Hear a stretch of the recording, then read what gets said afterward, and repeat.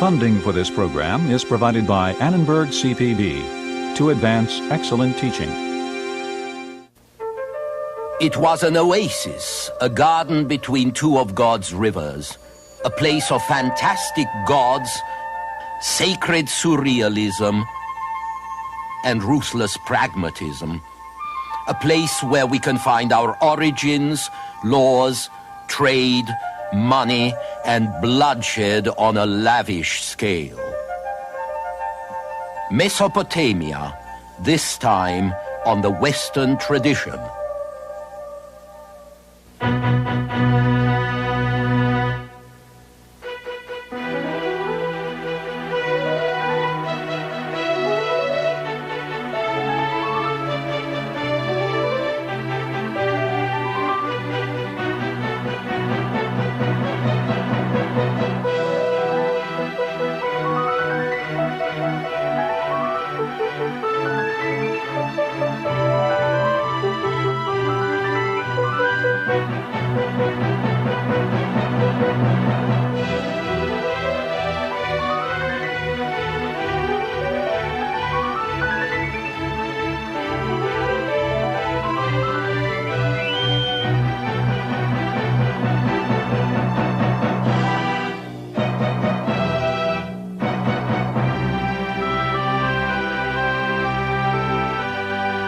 And now UCLA Professor Eugen Weber's continuing journey through the history of Western civilization. Now see if you can recognize this passage. And the Lord God planted a garden eastward in Eden, and there he put the man whom he had formed. And out of the ground made the Lord God to grow every tree that is pleasant to the sight or good for food. And a river went out of Eden to water the garden, and from thence it was parted and became into 4 heads. The name of the first is Pison. The name of the second is Gihon. The name of the third river is Hiddekel. That it is which goeth towards the east of Assyria. We call it the Tigris. And the fourth river is Euphrates.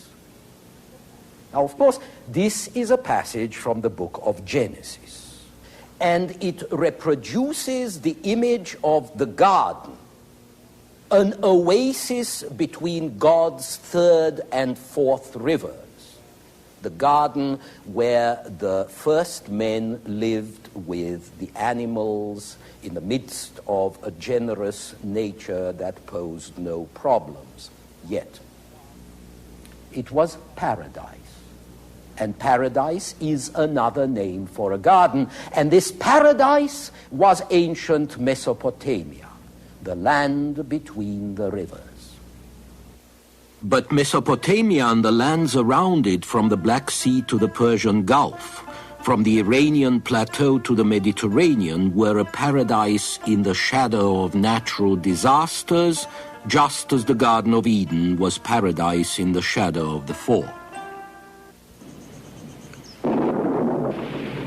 The region had torrential rains like these. The Egyptians talked about a Nile in the sky.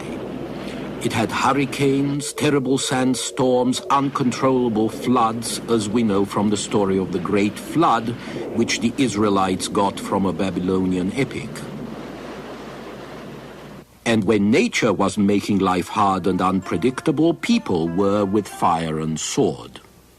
The Nile Valley in Egypt was never a highway for invaders. The sea lay at one end, unorganized savages at the other, so Egypt was able to develop its civilization without continuous warfare. But the Tigris and the Euphrates are great natural highways, not only for trade, but also for the movement of armies and the migrations of peoples. And so the Mesopotamians were both soldiers and traders. Their realism, their cruelty, their ruthlessness can be explained in part by their geographical circumstances, and so can their gods. Terrible, unpredictable, and likely to manifest themselves in unpleasant ways. The beginnings of a great many things we use today can be found in a small area no bigger than Denmark on the Tigris-Euphrates delta, which we know as Sumer. Even their endless wars, especially their wars, sparked technological innovations and spurred social, cultural, and economic change. It was in Sumer, through drainage and irrigation, that the first villages of reed huts and adobe became cities by the 4th millennium BC.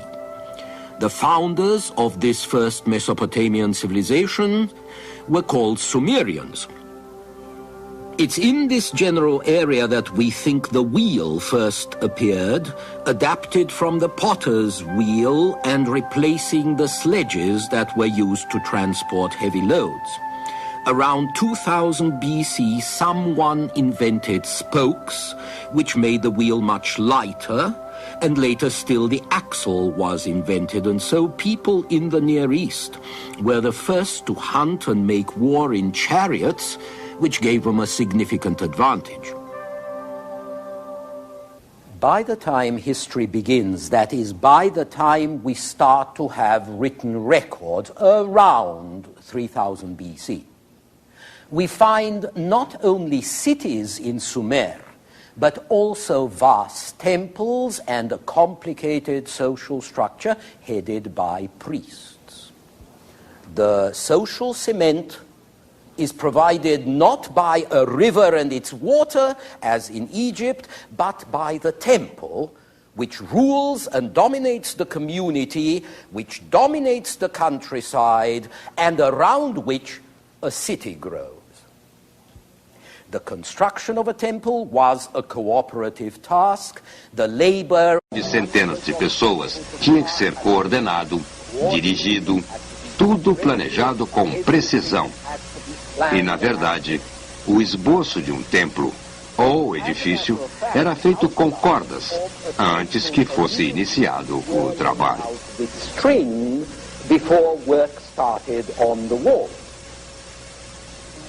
E temos esboços para templos de várias cidades desenhados em escala em placas de argila. Os sumérios acreditavam que tais projetos eram criados pelos próprios deuses e revelados a eles em sonhos. Mas os verdadeiros arquitetos provavelmente eram os sacerdotes. Outra coisa ligada aos templos eram as placas de argila marcadas com desenhos e numerais. Eram relatórios dos sacerdotes que administravam os templos e que tinham de prestar contas aos deuses ou, mais provavelmente, a seus colegas. Eles criaram um método convencional de registrar receitas e despesas em sinais escritos que seus colegas e sucessores entenderiam. Em outras palavras, eles inventaram a escrita. E a escrita, conforme desenvolvida na Mesopotâmia, reflete uma das principais diferenças com o Egito: a capacidade e inclinação para a abstração. Lembrem-se que o hieróglifo egípcio é uma imagem, um desenho. Os egípcios eram pessoas literais. E mesmo quando eles usavam um sinal para representar um som ou sílaba, também usavam um desenho. Mesmo seus sinais alfabéticos não eram letras abstratas, mas sim imagens específicas.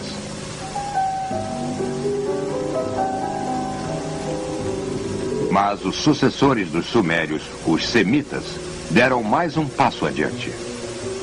O povo semita havia mudado do deserto árabe para a Mesopotâmia no 3º milênio e logo havia absorvido a cultura sumeriana. Foram eles que combinaram as formas alfabética e gráfica num único sistema de sinais abstratos e substituíram desenhos literais. Muitas estátuas sumerianas também eram abstratas, e os povos mesopotâmicos também eram bons em matemática, enquanto os egípcios eram mais literais e concretos. Esta é uma placa de argila com problemas de matemática para estudantes da Mesopotâmia. Na religião também havia diferenças. A sociedade egípcia procurava imitar o que era divino, mas, na verdade, inventou um mundo divino que era uma cópia do mundo real, sendo apenas mais grandioso. Isto é algo que também iremos encontrar na antiga Grécia. Os semitas, por outro lado, criaram um mundo divino, que era muito peculiar e com uma divindade à parte.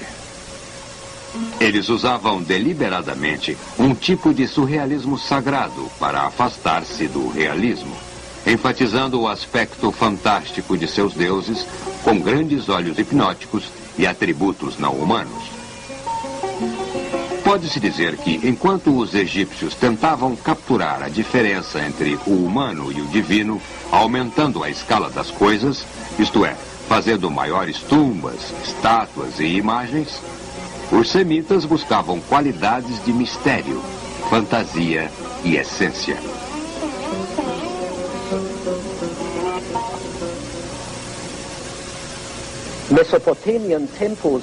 Os templos e a vida religiosa da Mesopotâmia refletiam claramente esta tendência para a abstração, mas também ajudaram a criar e estruturar a abstração. E isso ocorreu porque as sociedades da Mesopotâmia centravam seus serviços ao templo, aos deuses e aos sacerdotes, pelo menos no início. Mas os templos e seus servidores não existiam isoladamente. E as cidades sumerianas precisavam de importações. Madeira, pedras para a construção civil, metais para ferramentas e armas, além de oferendas para os deuses.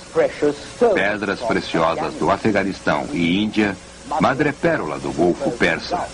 E assim veio o comércio, amplo e ativo, com o crescimento de uma classe comerciante independente e diversificada.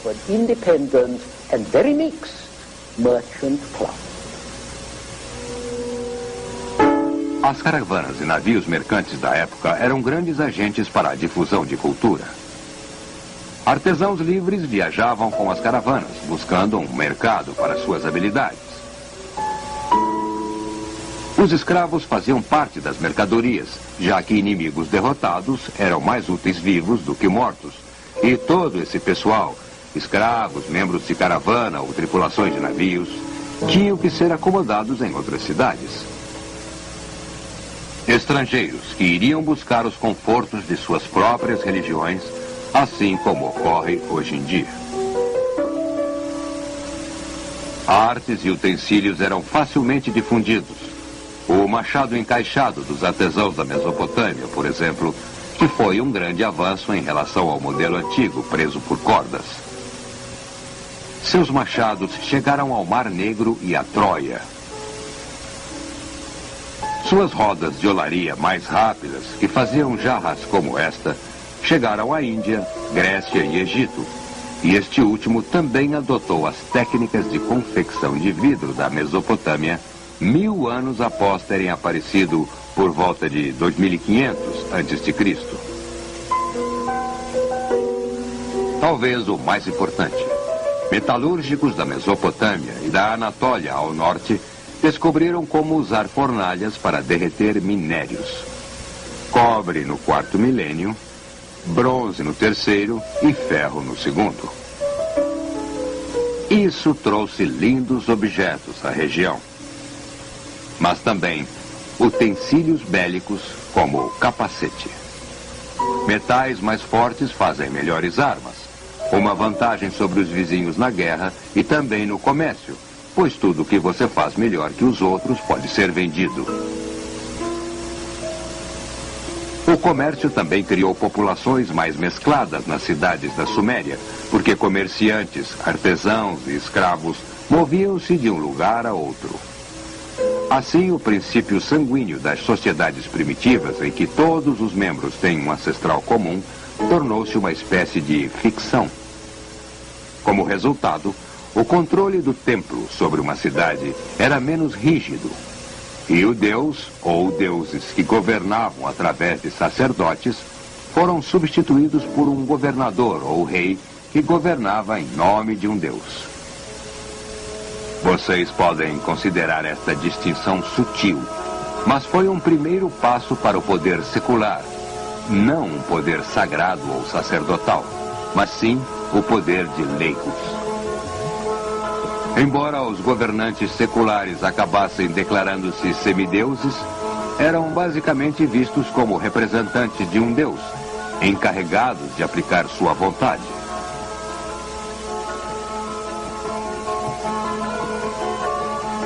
Quando eles lutavam, era um Deus que guiava seus braços na batalha, e uma vitória confirmava a indicação divina de um rei.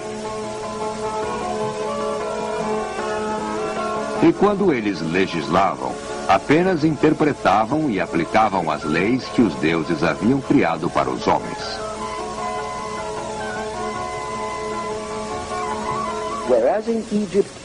No Egito, a justiça era um aspecto da ordem divina, da qual o faraó era uma parte integrante.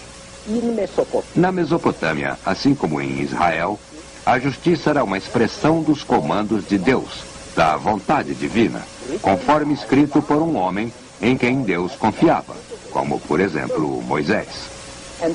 Assim, o Criador divino da lei e o comunicador da lei já não eram mais a mesma entidade. E com esta separação, a lei assumiu uma vida própria. Uma lei escrita, por exemplo, era um contrato bilateral. O súdito tinha que obedecer ao rei, obedecer à lei do rei. Mas o rei, supostamente, tinha que respeitar sua própria lei, a mesma lei. E assim ninguém estava acima da lei, pelo menos em teoria. E embora essa teoria fosse ignorada, como ocorre hoje em dia, era um princípio básico com grande força a longo prazo, porque chegava a ser respeitado. A escrita e codificação da lei acabaria afetando a vida política e as ideias políticas para sempre.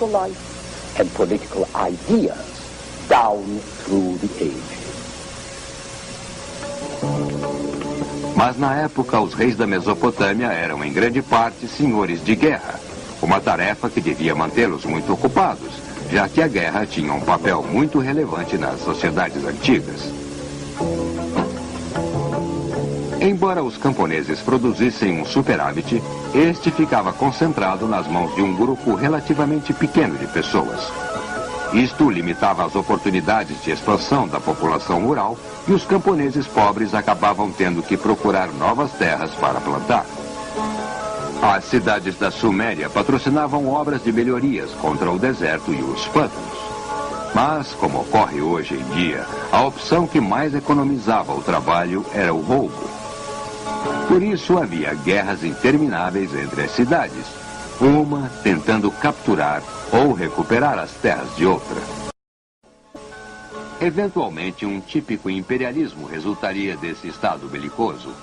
Uma cidade ou região ampliaria seu poder ainda mais, eliminando a concorrência à sua volta e impondo seu governo e religião sobre as outras. No decorrer dos séculos, a partir de 2400 a.C., houve uma série de impérios. Primeiro, com base em cidades da Suméria, como Ur e Lagash. Depois foram cidades mais ao norte, como Akkad, dos Semitas, cuja exata localização ainda é desconhecida. A seguir, veio a Babilônia, a capital de um povo semítico, os Amoritas.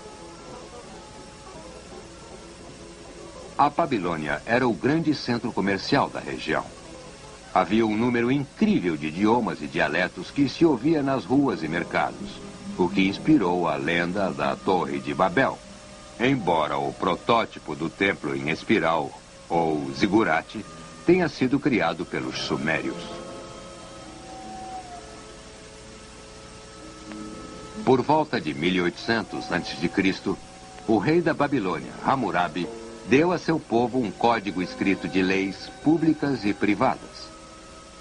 O Código de Hammurabi, aqui gravado num monumento, tornou-se a base da lei comercial internacional que regulava contratos, juros, formas de hipoteca e toda a espécie de transações comerciais. Ele também cobria casos criminais e de forma muito severa. Lei número 8. Se um homem roubou um boi, ovelha, asno, porco ou veículo, seja do templo ou do palácio, pagará 30 vezes o seu valor. Se ele roubou de um plebeu, pagará 10 vezes. Se o ladrão não puder pagar, será condenado à morte. Lei número 110. Se uma sacerdotisa, uma mulher de Deus que não esteja vivendo em convento, abriu a porta de uma taverna ou entrou na taverna para beber, essa mulher será queimada. Lei número 196. Se um homem causou a perda de um olho de um cavalheiro, isto fará com que ele perca um olho. Assim, a civilização da Mesopotâmia foi a primeira a criar coisas que hoje consideramos banais, incluindo o conceito de olho por olho, dente por dente. Tanto suas leis como sua escrita padronizada, que preservou as leis, surgiram de práticas comerciais, pois eles tinham que registrar seus acordos e tinham que fazer prevalecer tais acordos. Foram também os sumérios que desenvolveram pesos e medidas necessários ao comércio e extremamente úteis para a contabilidade de templos e obras públicas. Enquanto isso, a organização da população urbana exigia uma divisão mais precisa do tempo do que era comum numa simples aldeia.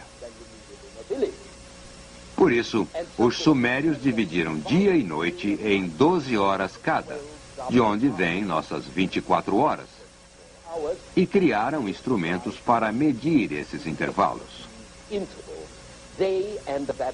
Na Suméria e Babilônia, o ano foi dividido em semanas de 7 dias, um conceito depois assumido pelos judeus que traria uma inovação, reservando um dia para repouso. E, finalmente, os sumérios e seus primos rio acima inventaram uma medida que chamamos de dinheiro. Nessa época, o intercâmbio de produtos e serviços tinha um papel realmente importante na nova economia, e um padrão comum era necessário para que diferentes tipos de mercadorias pudessem ser medidos em valores específicos, baseados nesse padrão comum, que é o dinheiro. Qual é o valor de uma vaca, afinal? De um pote ou escravo? E este padrão convencional de valor também serviria como um meio de intercâmbio para a compra de mercadorias e pagamento de serviços, ou seja, de salários. O primeiro padrão usado parece ter sido a cevada, que representava a fonte de vida. Na verdade, salários e aluguéis foram pagos com muita frequência em medidas de cevada por um par de milhares de anos, inclusive na época do Código de Hammurabi, por volta de 1800 a 1700 a.C. Mas então o metal, ou seja, a prata, e para os valores menores o cobre, passou a ser visto como o meio mais conveniente para o intercâmbio. No 8º século a.C., os reis assírios começaram a emitir barras de prata cunhadas, e no 7º século a.C., os reis da Lídia passaram a cunhar moedas, como esta. Mas no início as unidades de prata ou cobre usadas no comércio não eram moedas, e sim volumes de metal que eram pesados, o que era um pouco incômodo.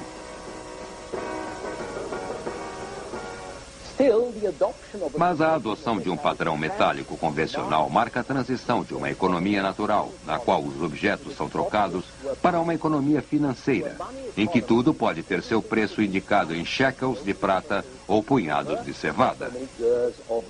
Uma das consequências disto foi a possibilidade de estimar-se a riqueza, não em posses de alimentos, escravos ou mercadorias que podem ser consumidas, usadas e usufruídas, mas sim em termos de um meio abstrato genérico, que não pode ser consumida em si, mas pode ser trocada por qualquer bem de consumo ou serviço. E assim, os produtores podiam trabalhar para o mercado, e não apenas para si mesmos, ou apenas para uma pessoa que pedia algo oferecendo outra mercadoria em troca. Você podia produzir para o mercado, receber o preço obtido no mercado e guardar essa reserva para gastar quando quisesse no futuro. Além disso, essa nova riqueza generalizada possuía a mesma qualidade do trigo, cevada e gado. Ele podia reproduzir-se, podia multiplicar-se. Como os cereais ou criações de animais, dinheiro podia ser tratado como um capital e utilizado para garantir um crescimento, transformando-se em lucro. Quando emprestado, podia render juros. E assim, quando Hammurabi chegou, cerca de 3.800 anos atrás, ele realmente tinha muito a legislar, como veremos em nosso próximo programa.